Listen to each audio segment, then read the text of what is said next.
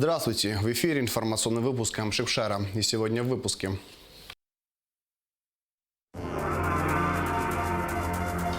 Рекламные вывески, щиты, баннеры. Соблюдается ли закон о государственном языке? 350 представителей из 35 округов создание Конгресса народа Абхазии обсудили в Сухуми. Успеть до начала курортного сезона. Строительство туристического комплекса в селе Тамыш.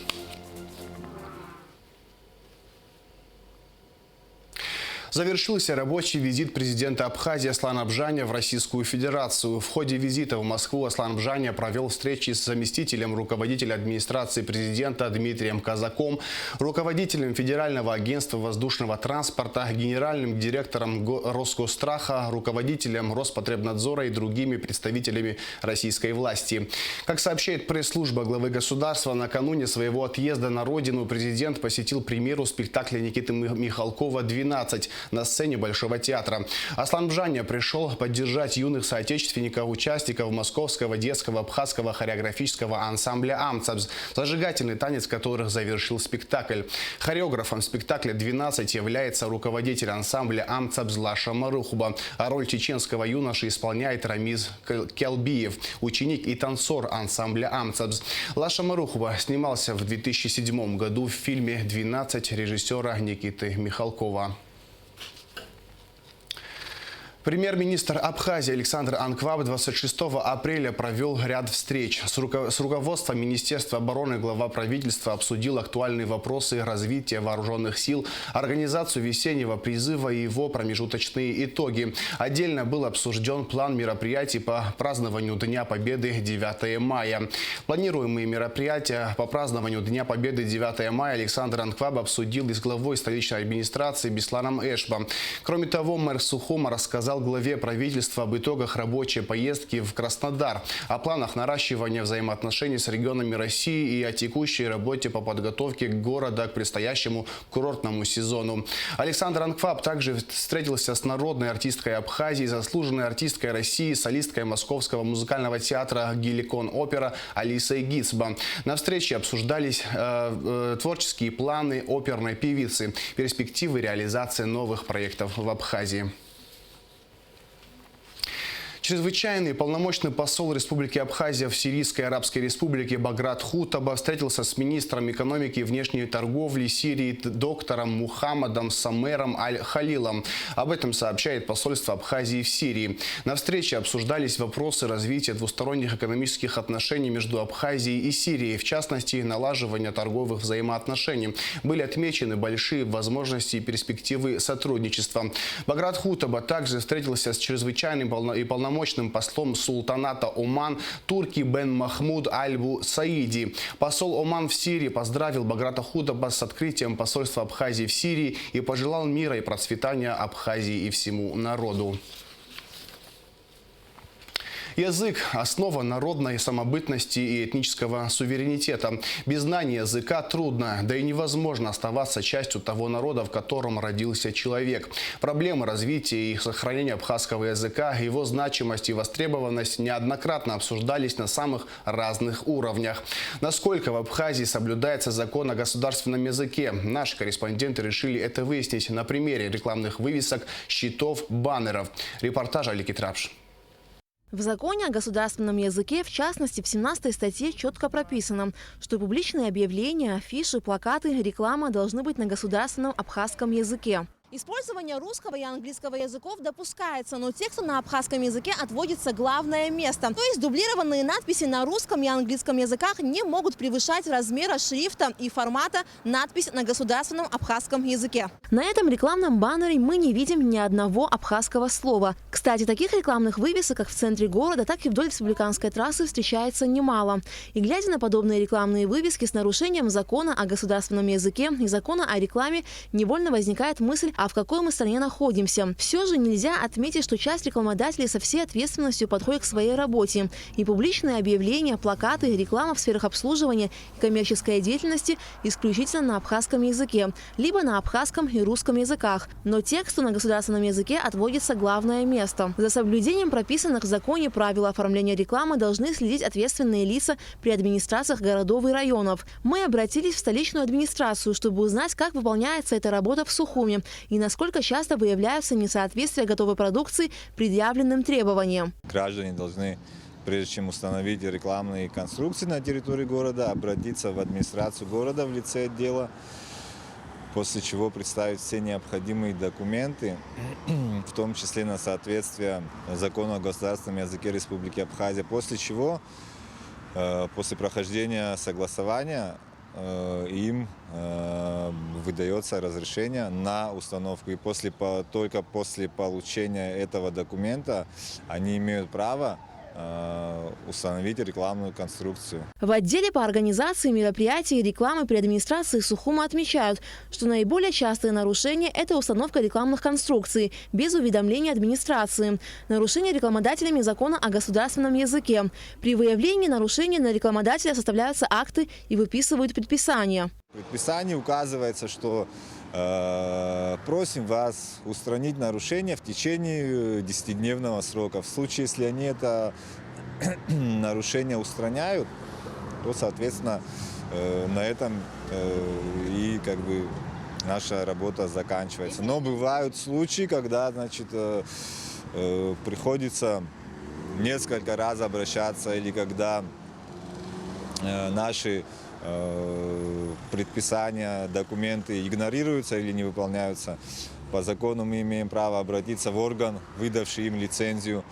Имеем право обратиться также в прокуратуру города Сухум, после чего эти рекламные конструкции подлежат демонтажу. За 10 месяцев было демонтировано 50 рекламных баннеров. Как сообщили в отделе по организации мероприятий и рекламы при администрации Сухума, еще 15 рекламных вывесок подлежат демонтажу. По словам Инала Абухба, за соблюдением прописанных в законе правил оформления рекламы должны следить и рекламопроизводители. В законе о рекламе рекламопроизводитель несет ответственность за нарушение законодательства о рекламе в части оформления, производства, подготовки рекламы.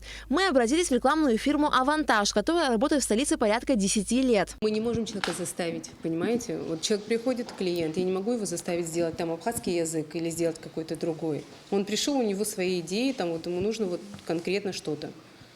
И уже дальше исходим из того, как он себя поведет. Стоит отметить, что в законе о рекламе также прописано, что если рекламодатель, несмотря на своевременное и обоснованное предупреждение, рекламопроизводитель не изменит своего требования к рекламе, рекламопроизводитель вправе расторгнуть договор и потребовать полного возмещения убытков. При этом в обязанность рекламопроизводителя закон это не вменяет. Мы проехались вдоль республиканской трассы, где также встречается немало рекламной продукции с нарушением прописанных в законе правил оформления рекламы. Что касается вывесок, названий объектов, в том числе и коммерческой деятельности, то здесь у нас осталось немало вопросов. Один из них – обязывают ли закон о рекламе и закон о госязыке владельцев объектов устанавливать вывески с названием на абхазском языке. Аля Катрапш, Михаил Братухин, Абхазское телевидение. Ремонтные работы в деривационном тоннеле Ингургэс завершены. Об этом сообщает Апснепресс со ссылкой на председателя Совета директоров гидроэлектростанции Ливана Мибония. Сейчас идет заполнение тоннеля водой, после чего ГЭС будет подключена к единой энергосети. По словам Мибония, тоннель будет наполняться водой в течение 1-2 дней. Длина деривационного тоннеля 15,5 километров, диаметр 9,5 метров. Ремонтные работы велись на наиболее проблемных участках протяженностью до 3 километров, где происходила наибольшая утечка воды. Всего из-за утечек воды в деривационном тоннеле в год терялось около 250-280 миллионов киловатт-часов.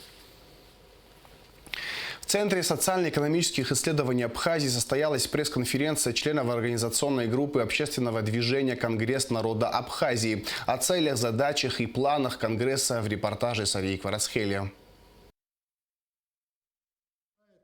Общественному движению Конгресс народа Абхазии предстоит выполнять функции политических организаций, которые недостаточно активно работают в стране, отмечалось на встрече. Конгресс будет состоять из 350 членов, избранных в 35 округах, что будет определять его легитимность. Мы к моменту избрания людей должны разработать все варианты и механизм, при котором отбор людей будет достаточно качественным. Для этого по районам, по селам мы будем использовать тот актив, с которым мы все это время будем работать. Мы ведь тоже увидим, что за люди, что их интересует, вот. Кто видит перспективу какую-то и так далее. Естественно, люди начнут у нас спрашивать, и мы будем на эти вопросы отвечать. Но в том, что мы будем использовать, скажем, вот, сельские собрания, районные собрания, депутаты, актив села, актив района, в этом нет сомнений. Какой принцип отбора людей? Ну, мы примерно так представляем, что у нас 35 округов, с каждого округа, скажем, по 10 человек, и где-то будет конгресс 350 человек. Как их будут избирать? Для того, чтобы было максимально легитимно, конечно, надо за них голосовать.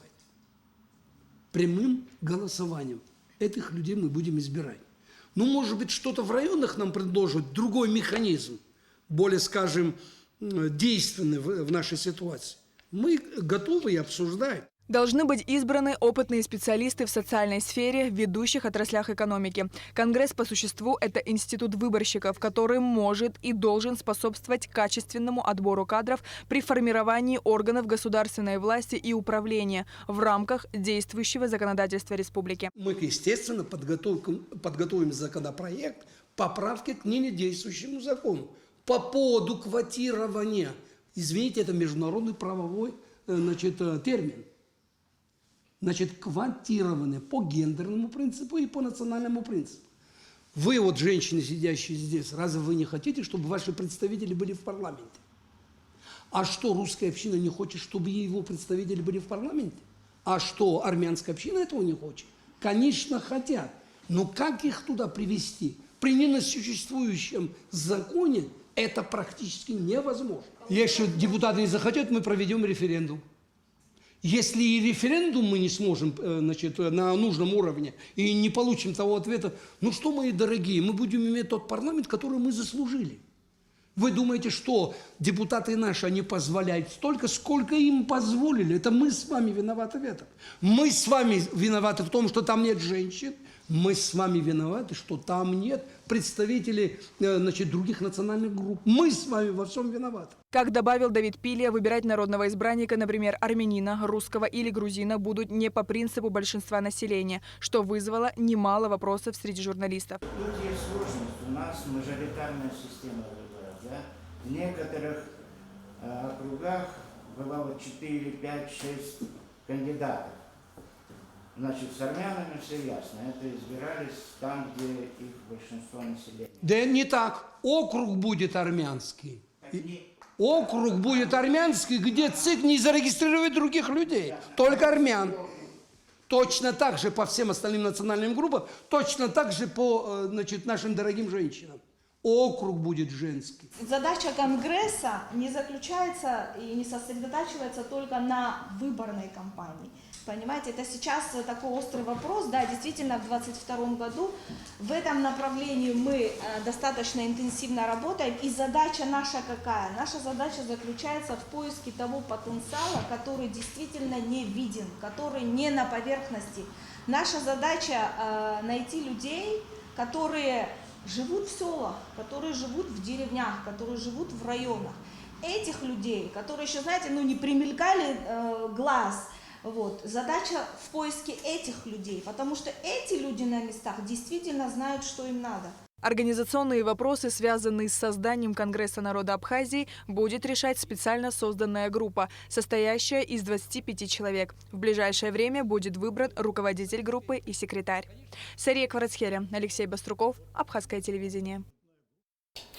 В селе Тамыша Чимчирского района продолжается строительство гостиничного комплекса «Золотое руно». Каждый день здесь трудятся около 200 рабочих. Строительство объекта планируют завершить к началу туристического сезона. На месте работ побывала наша съемочная группа. Репортаж Гугуцы Вардания. Море, эвкалиптовые и ольховые деревья. Вот в таком живописном месте будет располагаться гостиничный комплекс. Здесь, на территории комплекса, планируется отстроить около 150 коттеджей, рассчитанные на несколько человек. То есть в каждом коттедже будет по 2 комнаты с необходимой мебелью, ваннами и кондиционером. Большую часть помещений уже отстроили. На территории объекта будет располагаться спортивный комплекс, детская площадка, автостоянка, бассейн и столовая с питанием по системе «Шведский стол». В общем, здесь будет все для круглогодичного отдыха. Вы все видите, какая красота у нас происходит здесь. Это, наверное, будет визитной карточкой нашего района. И руководство страны, и администрация города приложат все свои усилия для реализации такого рода проектов. Каждый день на стройке трудится более 150 человек. В основном все местные. Строительство объекта идет очень быстрыми темпами. Ребята работают молодцы, добросовестно работают, выполняют свой труд. В основном местные, да, все обустроены местные. После сдачи объекта в эксплуатацию здесь появится большое количество рабочих мест. Для этого на территории комплекса уже построили общежитие, в котором 16 комнат, рассчитанных на 4 человека. Желающих трудоустроиться немало. Уже рассматриваются около 100 заявлений. Все должны понимать, что это в первую очередь и рабочие места, и налоги в бюджет, и пополнение бюджета. Зарплаты у них обещают хорошие быть, конечно. И сейчас люди получают хорошие зарплаты. У них от 45 до 65 сейчас получают вот здесь на поле, которые работают, и в цехах, по-моему, до 35 тысяч. В основном заявления поступают от жителей района. Кроме того, для доставки туристов на базу отдыха и обслуживающего персонала будут запущены отдельные автобусы. Работы по строительству объекта инвестирует российская туристическая фирма «Библиоглобус». Ее руководитель Александр Туголуков ранее обратился к президенту Аслану Бжане с идеей о возможном открытии базы круглогодичного отдыха и получил поддержку, в результате чего налажено эффективное взаимодействие между инвестором и государством. Также за этим забором планируется установить еще более 10 коттеджей. Но это второй этап строительства. Площадь всего комплекса немаленькая. Мы занимали сейчас 9 гектаров. За забором тоже это как бы второй этап строительства. Он когда начнется? И то вы тоже будете осуществлять? Скорее, да, мы будем осуществлять. Планируем. От заказчика мы должны команду получить в этом году.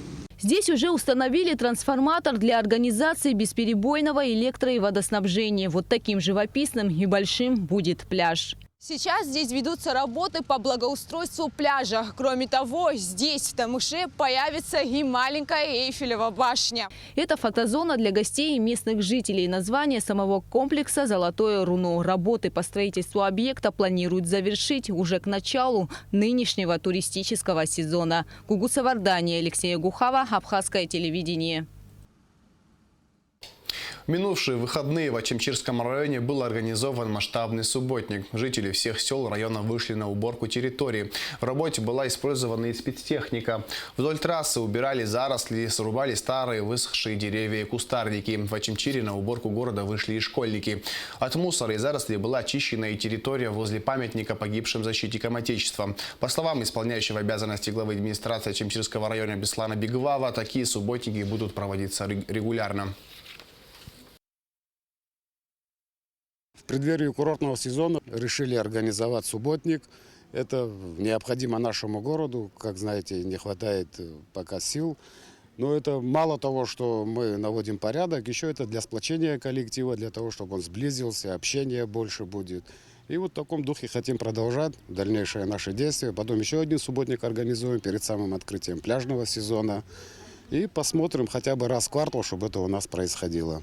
Хочу обратиться ко всем, кто принял сегодняшнее участие в этом субботнике, поблагодарить их. Большое спасибо всем. Посольство России в Абхазии сообщает, что с 4 по 7 мая консульский отдел будет принимать граждан с 9 до 13 часов. В этой связи выдача готовых 5-летних загранпаспортов в указанные дни производиться не будут. Граждане, записанные на подачу анкет на оформление 5-летних загранпаспортов, будут приниматься согласно ранее опубликованному графику. И сейчас о погоде. По сообщению Гидрометцентра, во вторник, 27 апреля, в Абхазии ожидается облачная с прояснениями погода. Ночью и утром возможен дождь, гроза. Днем преимущественно без осадков. Температура воздуха ночью 7-12, днем 11-16 градусов тепла. Температура морской воды плюс 13 градусов.